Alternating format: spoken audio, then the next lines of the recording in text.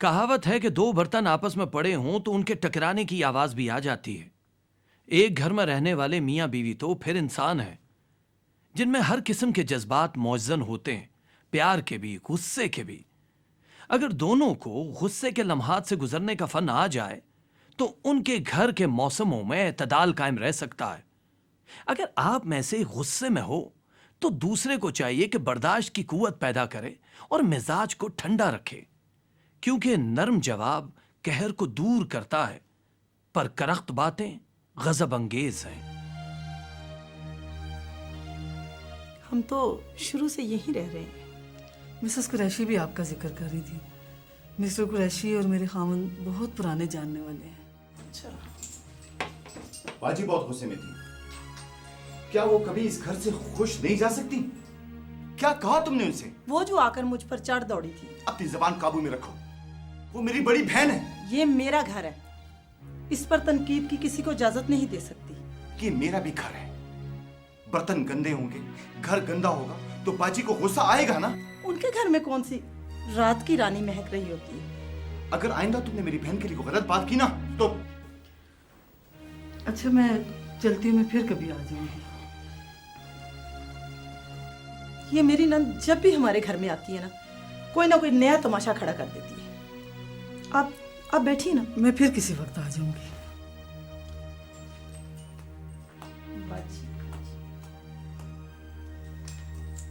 एक तो जब देखो बाजी की तरफदारी करते रहते हैं। यहां मेहमान किस वजह से गुस्से में था, लेकिन आपने देखा कि बीवी ने आग पर पानी फेंकने की बजाय तेल फेंक दिया। शोले तो बुलंद होने ही थे। मेहमान घबराकर भाग गई। होने को तो यह भी हो सकता था।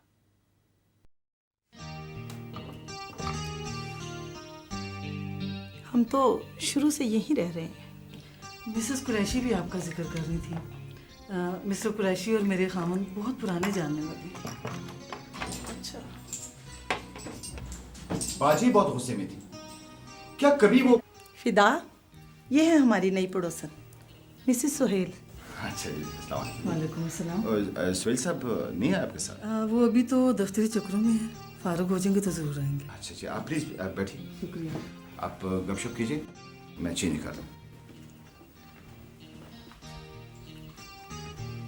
अच्छा, मैं चलती हूँ। अरे नहीं, अभी तो ठीक से आपसे बात भी नहीं हुई। नहीं, मेरा ख्याल है आप भाई अभी आए हैं, आप उनको देख लो। मैं फिर किसी वक्त आ जाऊंगी। और हाँ, आप भी तो आओ ना किसी दिन हमारे घर।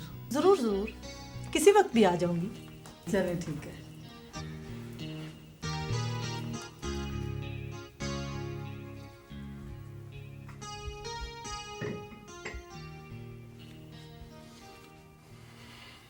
बाजी आज बहुत गुस्से में थी। क्या कहा तुमने उनसे? मैंने क्या कहना था, बड़ी है और फिर गलती भी मेरी ही थी। यानी? जब बाजी घर आई तो घर साफ नहीं था। बर्तन जो उनके सामने रखे गए वो भी उनके मियार के मुताबिक साफ नहीं थे। वजह ये थी कि सुबह से मेहमान पे मेहमान आ रहे हैं और मुझे घर की सफाई करने का मौका ही नहीं मिला। और जब मैं अंदर आई तो बाजी कमरे से जा चुकी थी। बस इतनी सी बात थी? माय गॉड, अब मैं समझा। आपने मुझे कभी बदतमीजी करते देखा है? तुमने तो नहीं की, लेकिन मुझसे आज हो चली थी। मैं माफी चाहता हूं। मुझे हकीकत पहले से जान लेनी चाहिए थी। खामखा मेहमान के सामने गुस्से से बोल गया। वैसे तुमने बहुत बड़ी अक्लमंदी की जो मेहमान का फौरन बता दिया मुझे। ये घर आप ही का नहीं, मेरा भी है। और मुझे इस घर की इज्जत और आपकी इज्जत अपनी जान से भी ज्यादा प्यारी है। हाँ ज़ीनत, तुम बिल्कुल ठीक कह रही हो। काश ये बात मैं पहले ही समझ लेता। आइंदा मैं मोहतात रहूंगा,